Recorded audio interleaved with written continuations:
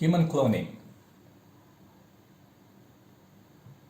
Human cloning definition is human cloning refers to the asexual or agametic reproduction of the entire human organism in order to produce one or more copies, which from a genetic perspective are substantially identical to the single original.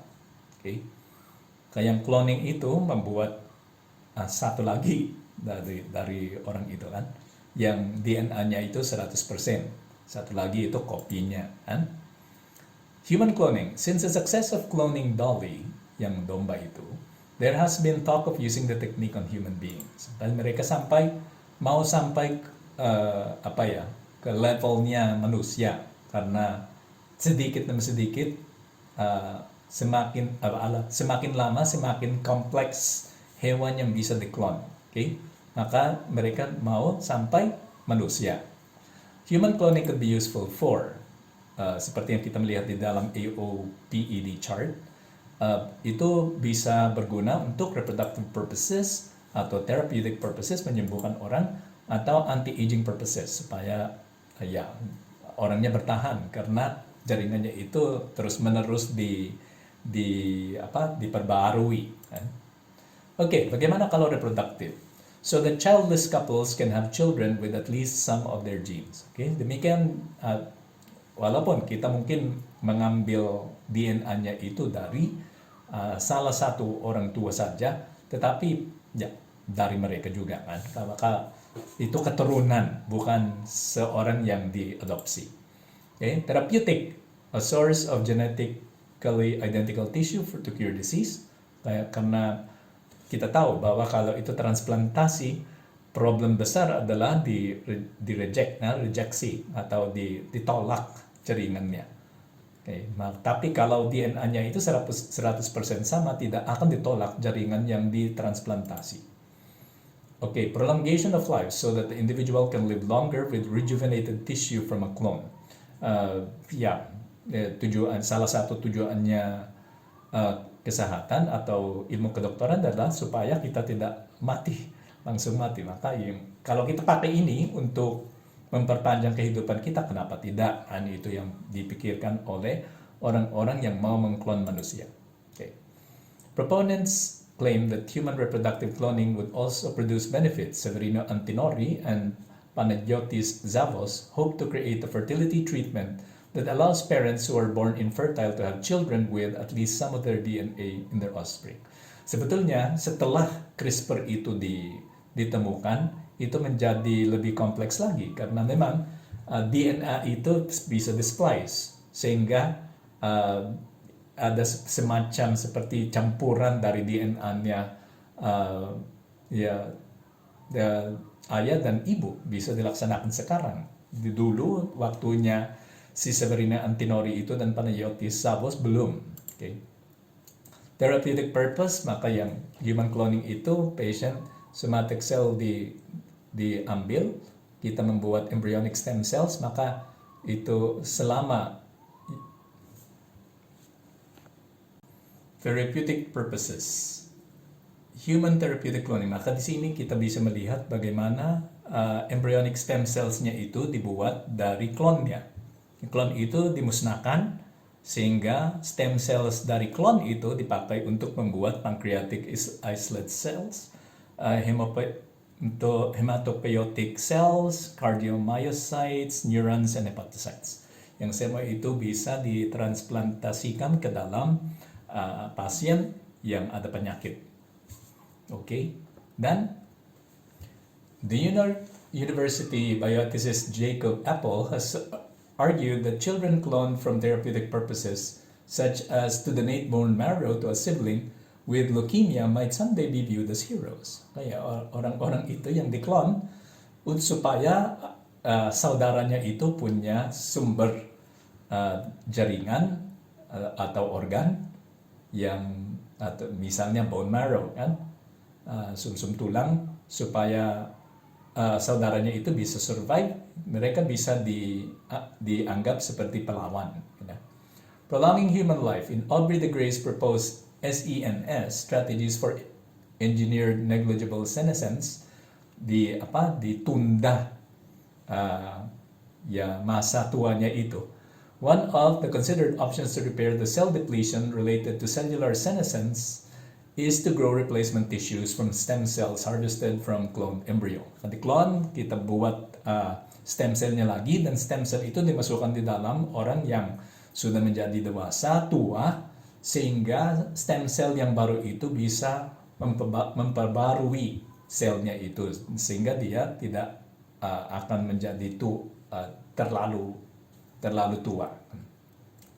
Human cloning. If the SENS can be considered therapeutic, kalau itu bisa dilihat sebagai sesuatu yang terapeutik, obat, then there would be actually only two purposes for human cloning. Kita menyemakan yang SENS itu, yang mengurangi senescence, dengan terapeutik, maka itu terapeutik. Ada hanya dua tujuan cloning. Kalau kita bisa mengklon dan pakai cloning itu, apa manfaatnya? Yang pertama adalah reproduktif, yang kedua adalah terapeutik. Okay? Karena kita menyatukan yang SENS dengan terapeutik. Nah, pertanyaannya, apakah itu pernah dilaksanakan, yang cloning itu? Menurut CloneAid dulu, mereka pernah, tapi itu bohong karena belum ada human cloning. Dan ada Dr. Hwang Woo-suk dari South Korea, peneliti yang mengklaim bahwa pada tahun 2005, bulan Juni, dia pernah mengklon sel dari 11 pasien yang dengan teknik yang sangat efisien dari beberapa sel telur.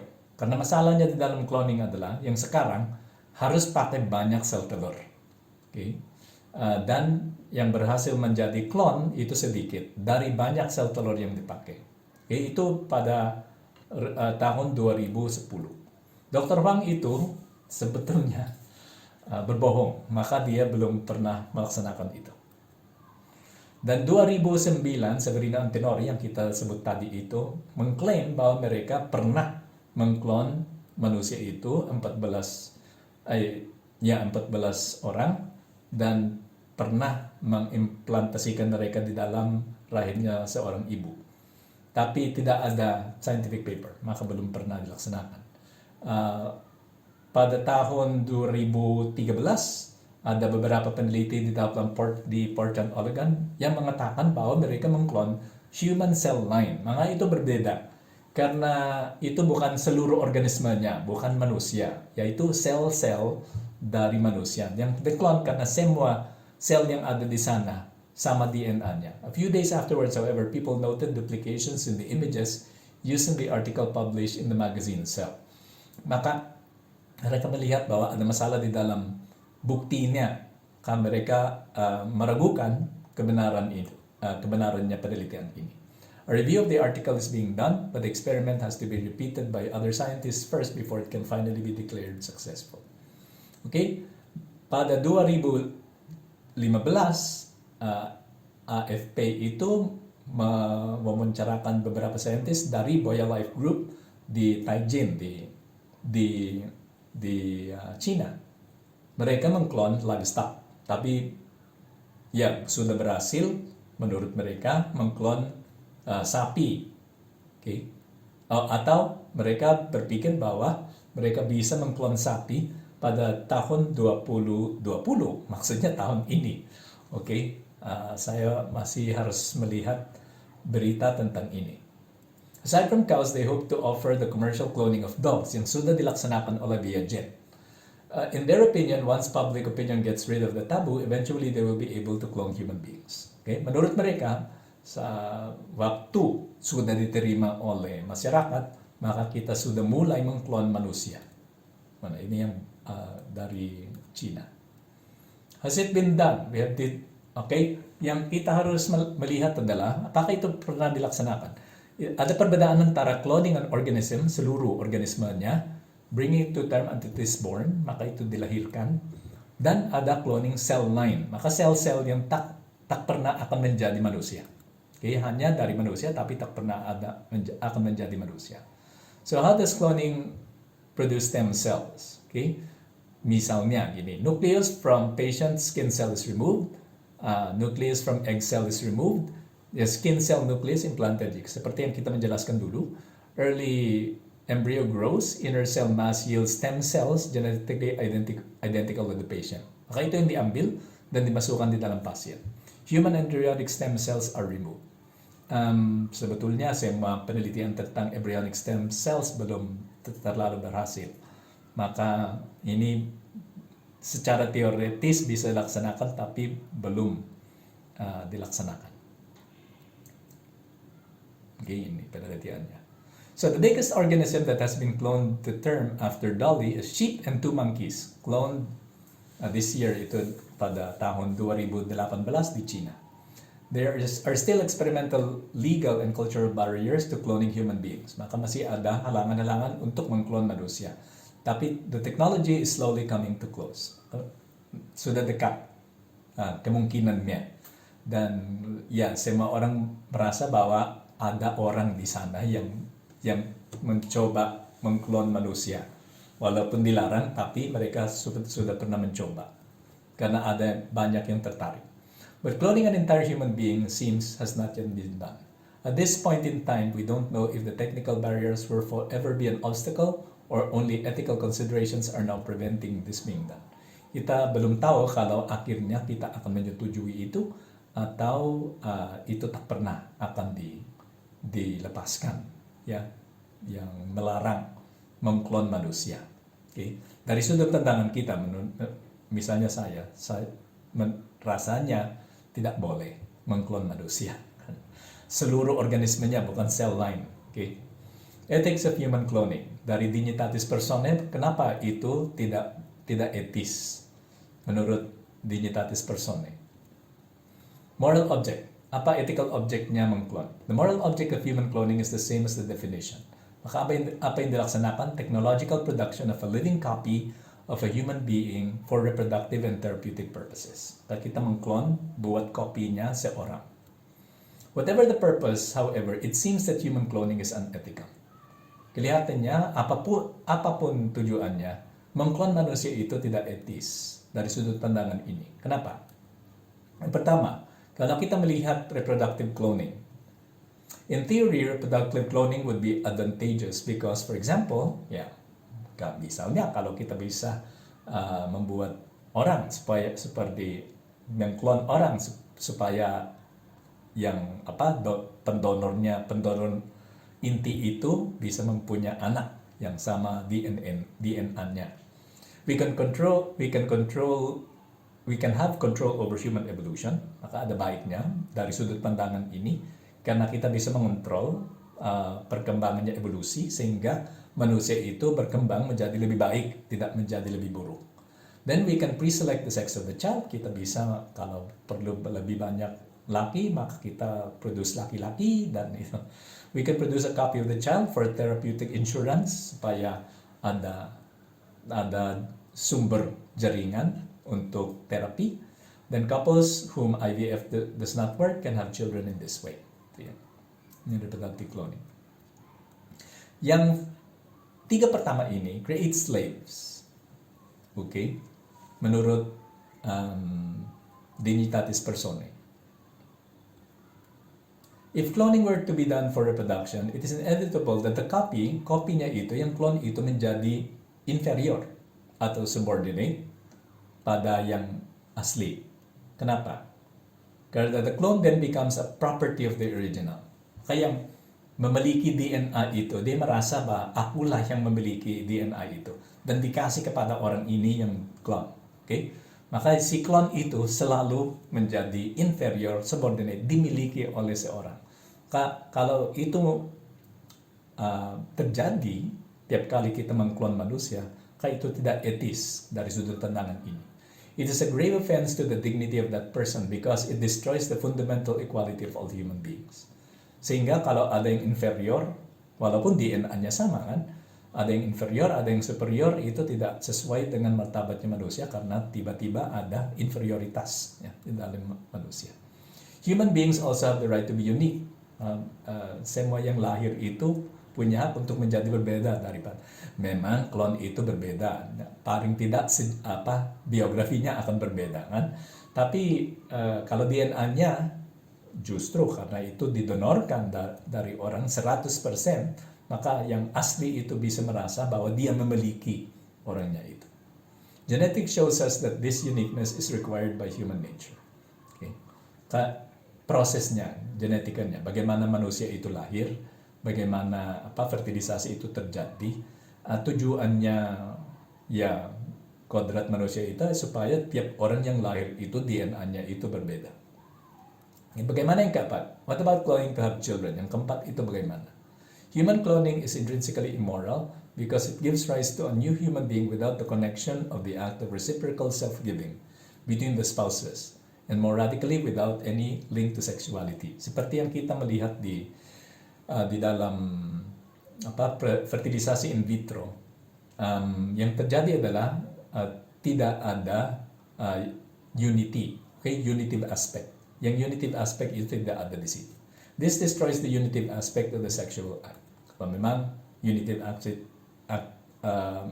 aspect itu penting, maka dengan menghilangkannya itu tidak etis. Lagi kita harus mengatakan bahwa aborsi itu lebih berat, tapi ya karena tidak sesuai dengan martabatnya manusia, maka yang fertilisasi in vitro itu tidak baik.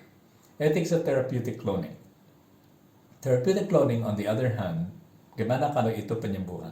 Dipakai untuk menyembuhkan seorang. On the other hand, has been proposed as a way of producing embryonic stem cells which are predetermined genetic patrimony in order to overcome the problem of the immune system rejection.